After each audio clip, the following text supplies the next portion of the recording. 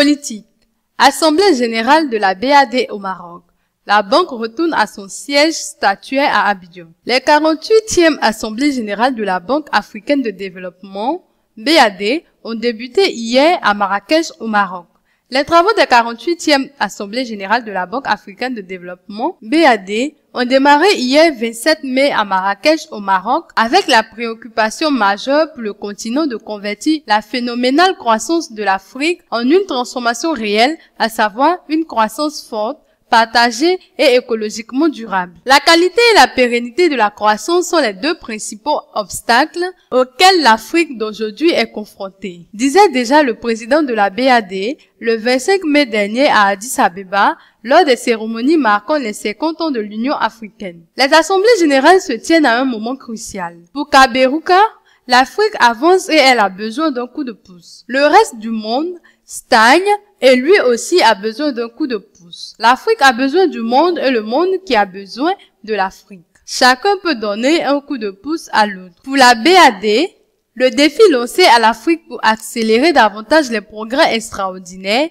sont un manque criant en infrastructures, transport, énergie, eau, télécommunications, à la base de toute croissance, le manque d'intégration économique régionale entre les marchés nationaux encore fragmentés et les poches de fragilité notables qui persistent à travers le continent. L'Afrique, la Banque africaine de développement et nos amis internationaux se préoccupent de chacun de ces trois facteurs, estime le président de la BAD. Nous avons la volonté, nous avons les systèmes, mais nous n'avons toujours pas toutes les ressources. La banque peut faire des miracles avec ce qu'on lui donne et capter 9 $ pour chaque dollar qu'elle investit, ajoute-t-il. Kaberuka résume ainsi les deux principaux défis financiers auxquels la banque fait face. D'abord, nous avons besoin du soutien total de nos membres non africains avec un apport massif au Fonds africain de développement, le Fonds de l'Afrique, pour l'avenir de l'Afrique. Le FAD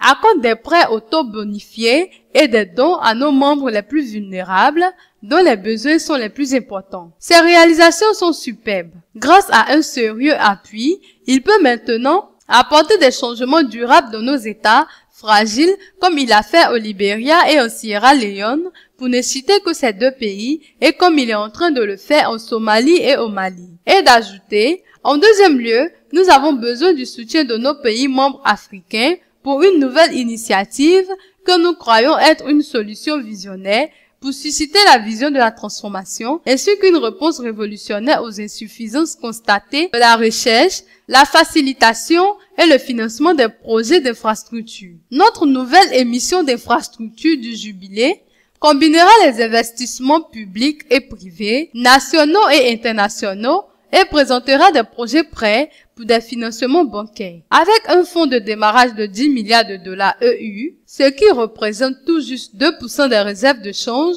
cumulées de l'Afrique, nous pourrons financer 100 milliards de dollars EU de projets, soit davantage que l'ensemble du plan d'action prioritaire du programme de développement des infrastructures en Afrique, PDIA, pour 2020, dit Kaberuka. Les assemblées générales décideront aussi du retour de la BAD à son siège statuaire à Abidjan.